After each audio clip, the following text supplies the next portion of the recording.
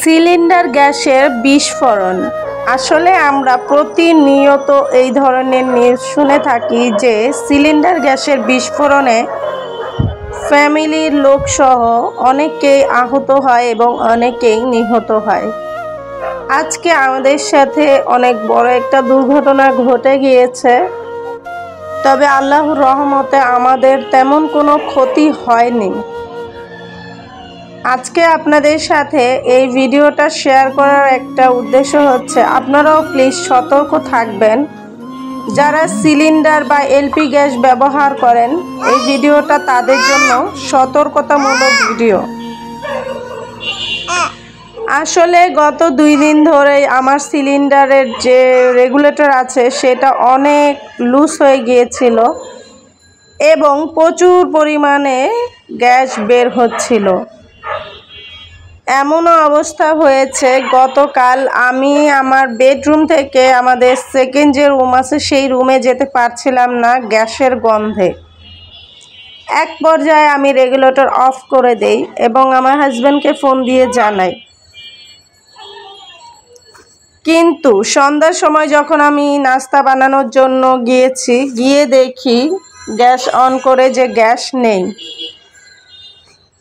আর আমাদের এই গ্যাসের বোতলটা আমাদের বেশি দিন হয়নি যে বাসায় এনেছি।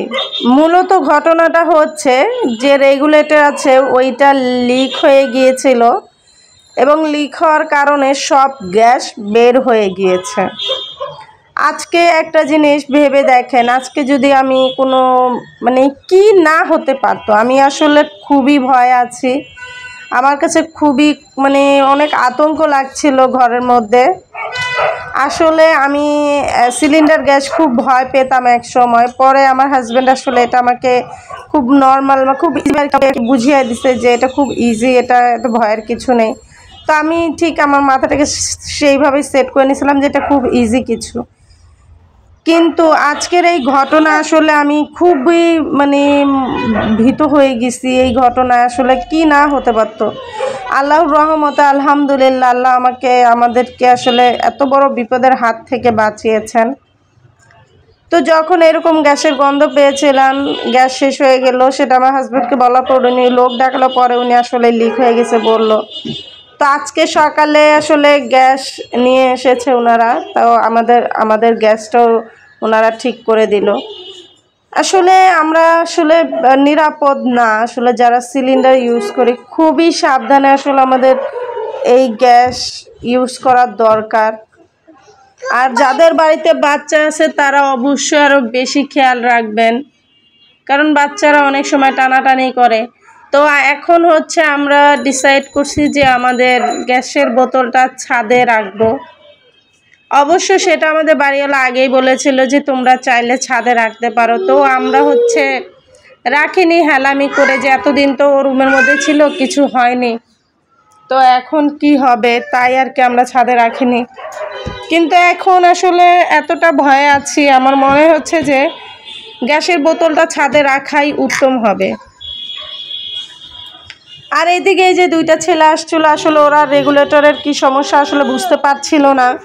বলতেছিল আমাদের দোকানে যে চাচা আছে আমরা তাকে পাঠাবো। তো ওরা গিয়ে আবার এই চাচাকে পাঠিয়েছে এবং চাচা খুব সুন্দর করে আসলে আমাকে বুঝিয়ে বলল যে এটা লিক হয়ে গেছে। তো আল্লাহর রহমতে তোমাদের কোনো ক্ষতি হয়নি বা কোনো বড় দুর্ঘটনা ঘটেনি, এটা আল্লাহর কাছে শুকরিয়া।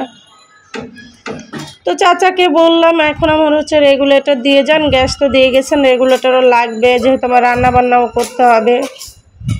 তো চাচা খুবই ভালো মানুষ, সে গিয়ে আবার রেগুলেটর নিয়ে এসেছে, আমাকে এখন রেগুলেটর লাগিয়ে দিবে। সবাই প্লিজ আমার কিচেনটা একটু ইগনোর করবা, কারণ কালকে থেকে এখন পর্যন্ত আমি কিচেনে কোনো কাজকর্ম করতে পারিনি, সব কিছু অগুছালো, একদম ময়লা ময়লা লাগছে। সবাই প্লিজ কেউ আমার কিচেন নিয়ে বাজে কমেন্ট করবা না। আর এমনিতে আমি খুব আতঙ্কের মধ্যে আছি। যাই হোক, যারা সিলিন্ডার ব্যবহার করো তারা প্লিজ একটু সতর্ক থাকবা। আমি আজকে আসলেই খুবই ভয়ে ছিলাম, তেমনভাবে ভিডিও আপলোড করতে পারিনি। আমি আসলে খুবই আতঙ্কিত, না জানি আজকে কি হয়ে যেত। আল্লাহর রহমতে আল্লাহ ভালো রেখেছেন আলহামদুলিল্লাহ। তবে আমি মনে করি আসলে সিলিন্ডারের বোতলগুলো ঘরে না রেখে ছাদে রাখাটাই উত্তম, ছাদে বা বাড়ির নিচে, যাতে কোনো কিছু হলেও মানুষের কোনো ক্ষতি না হয়। বাড়ি ঘর সব কিছু পাওয়া যায়, কিন্তু মানুষের প্রাণ চলে গেলে সেটা আর পাওয়া যায় না। যাই হোক, সবাই আজকের মতো বিদায় নিচ্ছে। আমি, ভালো থাকবেন। আল্লাহ হাফেজ। আসসালামু আলাইকুম।